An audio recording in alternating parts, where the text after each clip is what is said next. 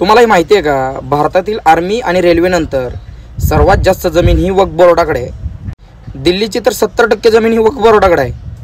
तमिळनाडूतील 1500 वर्ष जुनं मंदिर ही वक्फ बोर्डाच्या ताब्यात आहे। इस्लामी वक्फ बोर्डाचा महाराष्ट्रामध्ये लँड जिहाद कशा प्रकारे चालू आहे बघा।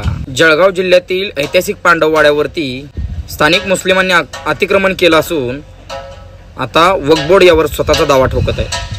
1906 साली शाहू महाराजांनी सुरू केलेल्या दसरा चौकातील शाहू बोर्डिंगची सुद्धा वक्फ बोर्डाने स्वतःकडे नोंदणी करून घेऊन वक्फ बोर्ड सध्या त्याच्यावरती दावा ठोकत आहे। अहिल्यानगर जिल्ह्यातील राहुरी येथील संत कानिफनाथ मंदिराची 40 एकर जागा वक्फ बोर्डाने बेकायदेशीररित्या बळकावलेली आहे।